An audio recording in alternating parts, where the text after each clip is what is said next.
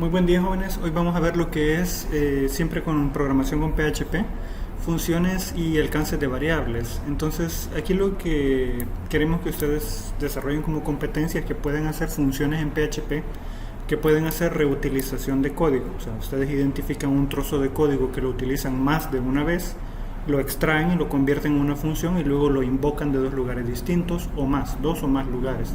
Entonces con eso hacemos reducción de código, hay un código más limpio y fácil de entender.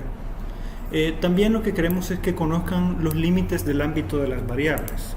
Ahora bien, ¿qué es el límite del ámbito de una variable? Es más o menos el tiempo de vida, algorítmicamente hablando, que tiene una variable. Por ejemplo, si nosotros declaramos una variable en el cuerpo de una página PHP, dicha variable existe en toda la página PHP, incluyendo funciones, clases y objetos. Ahora, si nosotros declaramos una variable dentro de una función, la variable existe solo dentro de la función y solo después de que ha sido declarada dentro de la función. Si nosotros queremos invocar esa misma variable desde otro punto del código, fuera de la función, la variable no existe. Entonces, bueno, aquí en la clase les he dejado un enlace que básicamente nos lleva a lo que es la documentación oficial de PHP en español. Aquí tenemos tabla de contenidos, ¿verdad? Funciones definidas por el usuario, argumentos de funciones, cómo devolver valores con una función, funciones variables, funciones internas, funciones anónimos y funciones de flecha. Obviamente no las vamos a ver todas, ¿verdad? Vamos a ver una parte aquí y la otra parte pues queda tarea de ustedes poder evaluarla. Entonces, bueno, ya tengo levantado lo que es mi WAMP, ¿verdad? Siempre que esté en verde está levantado. Y en www directory, si le damos clic al icono de WAMP, este verde de aquí, si le damos clic, podemos acceder al W directory. En este directorio están todas las páginas web a las que queremos acceder. Como aquí tengo DWSL, que es la carpeta para esta materia, podemos entrar aquí, como ya había explicado previamente, a través de localhost /DWSL. Aquí entramos a index.php o index.html. Para el caso, él está entrando automáticamente a index.php. Si entramos a index.html, pues tenemos la otra página. Si ustedes vean, aquí en el VS Code tengo mi carpeta de WSL y tengo el index.html y el index.php. Para que quede claro, voy a entrar directamente al PHP, ¿verdad? Y ahí dice la suma es 11. Entonces vamos a limpiar un poco este código. Vamos a hacer aquí echo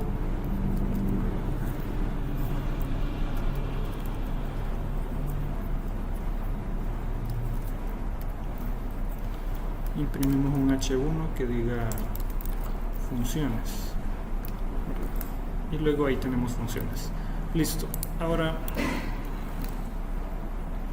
¿qué es lo primero que vamos a ver?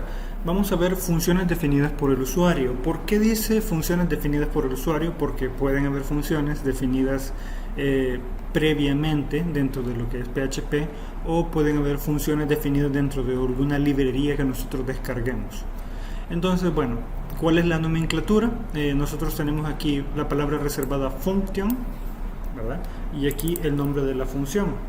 Entonces vamos a colocar, nos colocamos aquí arriba, abajo podría ser también,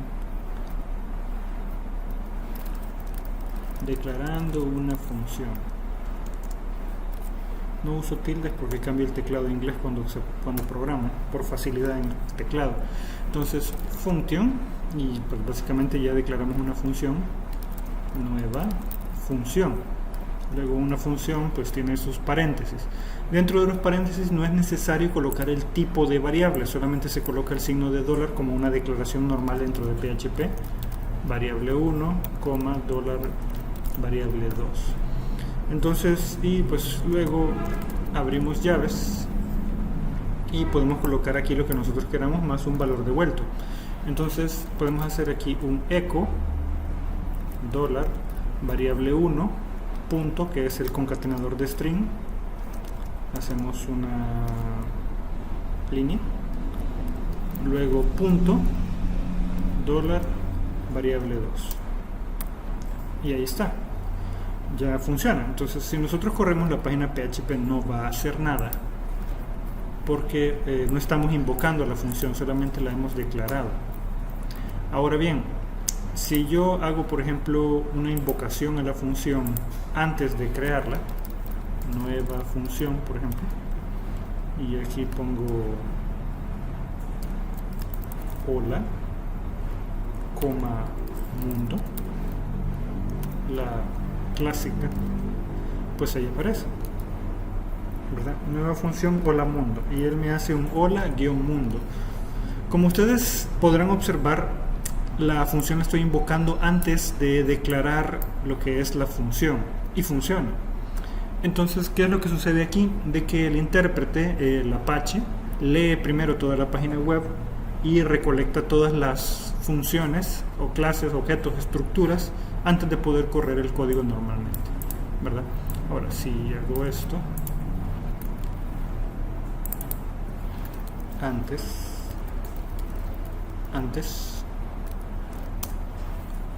siempre hace la misma ejecución, le es indiferente si es antes o después. Bueno, luego pues aquí tenemos un valor de retorno, que en lugar de hacer un echo puedo hacer un return, y si ustedes observan, la declaración del tipo de variable no existe. O sea, está la función, pero el retorno de la función no existe. Por lo tanto, él va a retornar cualquier cosa, lo que sea. Entonces, si yo hago aquí echo a esta función y esta la dejo sin echo, pues en este caso va a retornar un valor que no va a ser asignado a ningún lugar, esta variable reservada return, pero en este caso va a retornar la cadena string y la va a capturar el echo.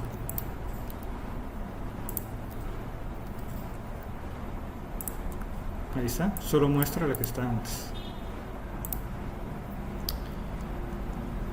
Ahora, bueno, aquí tenemos una declaración de funciones por decisión. ¿Cómo así? Aquí nosotros tenemos la función var, ¿verdad? Que fue declarada aquí más abajo, ¿verdad? Y aquí tenemos, bueno, primero tenemos una variable que se llama hacer algo, que es booleana y dice true. Luego tenemos la invocación a var. Luego tenemos si hacer algo, o sea, si verdadero. Y adentro del if declaramos la función. Esto en PHP es posible, en otros lenguajes no, ¿verdad? Entonces, para este caso, si hacer algo, si el if fuera falso, esta función nunca se va a declarar. Por lo tanto, para esta ocasión, invocar a la función cuando esto es falso implica que no exista. Por ejemplo, no podemos llamar a foo, que de hecho foo está dentro del if, desde aquí, ya que no existe aún. Pero podemos llamar a var, que var, a pesar de que fue declarado al final, sí es permitido que exista, ¿verdad? Porque no es algo decisional, no es una decisión. El compilador, digamos, el intérprete de PHP, no puede leer el código y saber si este if va a ser verdadero o falso. Por lo tanto, la función no existe hasta que corra el código. Si hacer algo, o sea, si verdadero, entonces for. Para este caso, sí correría esta función. Bueno, vamos a copiar el código para que comprobemos cómo funciona. Entonces aquí tenemos nuestro hacer algo, ¿verdad? Va a correr var, que como ya vimos en el ejemplo anterior, no importa que esté declarado al final, la función var siempre se va a ejecutar. Y para este caso, aquí estamos utilizando un if sin llaves. Cuando el if no tiene llaves, solamente afecta a la línea inmediata siguiente, que en este caso, esto es una línea, y pues al terminar los paréntesis, esto ya es la siguiente línea y el punto y coma. Entonces, bueno, aquí lo que va a suceder es que va a ejecutar var y luego va a ejecutar foo a través del if. Pero si yo coloco un foo aquí, no va a funcionar. Entonces, esto de var y foo es como medio chiste en inglés, no hay que prestarle mucha atención, solo tomemos en cuenta. Éxito desde el momento inmediato que comenzó el programa. existo desde el momento inmediato que comenzó el programa. Aquí está. Aquí lo que nos hace falta es una etiqueta BR. Ahí está. No existo hasta que la ejecución del programa llegue hasta mí. Aquí. Entonces, si yo corro aquí fo,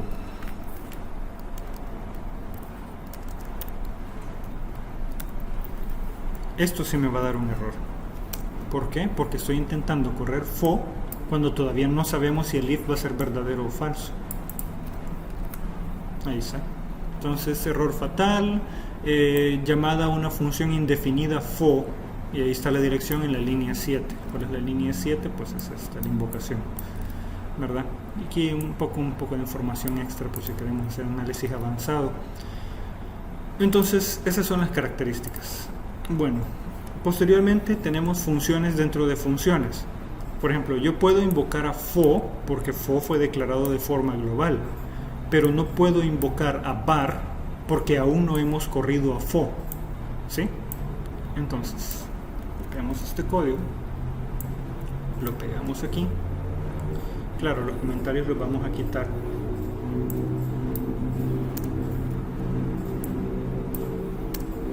Ahí está. Entonces, en este caso corro fo, y al correr fo, pues él crea la función var. Entonces, después de correr fo, puedo correr var. Ahora, var no lo puedo correr antes de fo. No existo hasta que se llame a fo. Ahí está. Ahora, si yo corro a var aquí, antes, pues me va a dar un error, porque estoy intentando invocar a var, en la línea 10 dice aquí, invocar a var antes de que fo creara la nueva función. Esto permite jugar bastante con el algoritmo. Ahora, yo también puedo correr a fo sin correr a var, y esto va a ejecutar nada. O sea, fo lo único que hace es crear a var y nada más. ¿Sí? Ahí está. No existe hasta que se llame a fo. Ahora, si yo le coloco en comentario a fo, pues da un error, obviamente, porque aún no está creada esta función. Bueno, luego tenemos ejemplos de cómo hacer funciones con recursividad, ¿verdad? Entonces aquí tenemos function recursividad, luego le pasamos una variable como parámetro,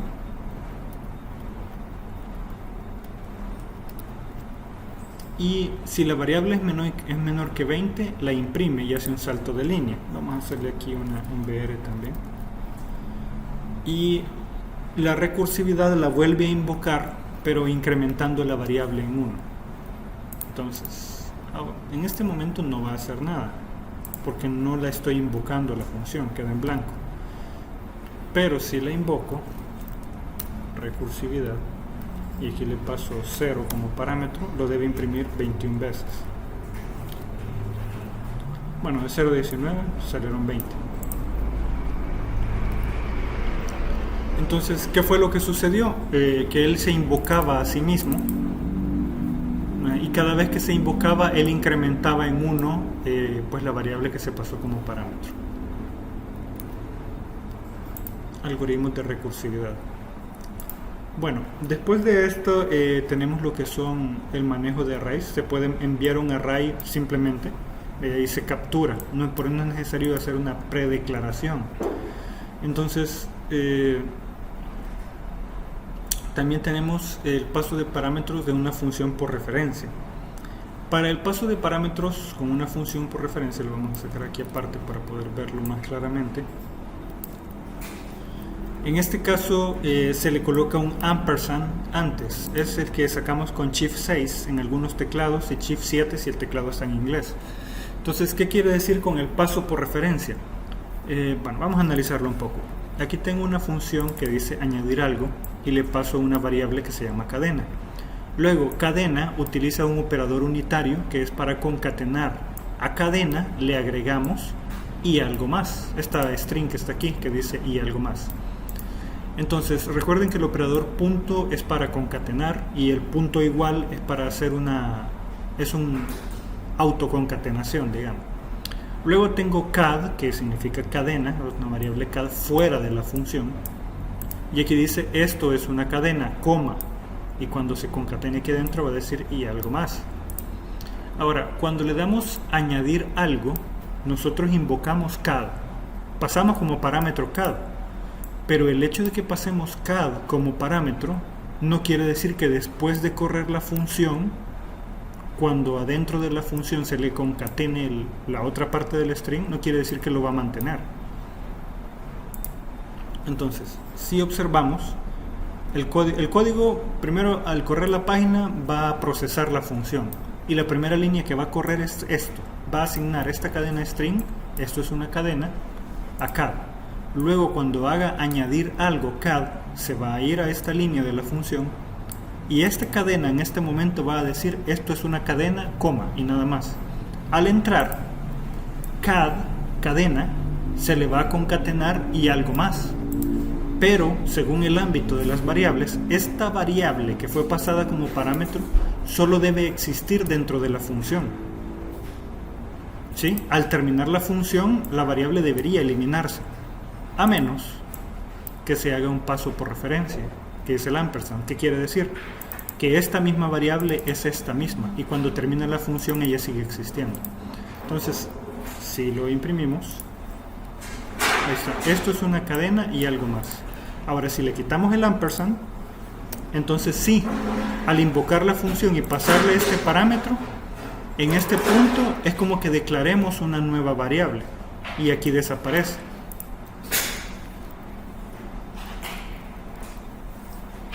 Ahí está, esto es una cadena, coma, y lo único que hice fue quitarle el ampersand, ¿verdad?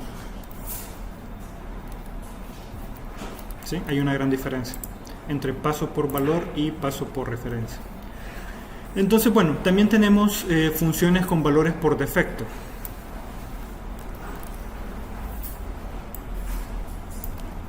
Por ejemplo, yo declaro esta función hacer café, y si no se le asigna ningún valor como parámetro, él automáticamente captura cappuccino, ¿verdad? Si no se le pasa nada, por ejemplo aquí en este caso, hacer café sin nada, al ver que no trae nada, él asigna cappuccino. Vamos a ver qué hace con null y con expreso. Entonces lo guardamos y lo corremos. Hay que ponerle un punto, comillas dobles, y aquí un punto y coma. Y el punto.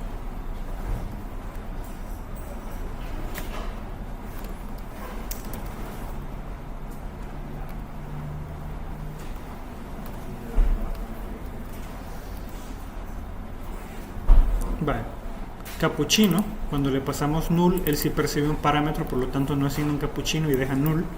Y luego expreso. Entonces, bueno, esas son las funciones que se pueden realizar. Aquí tenemos un par de ejemplos más que se los vamos a dejar de tarea para que ustedes los estudien. Entonces les dejo los enlaces, chicos, y pasen todos un feliz día. Adiós.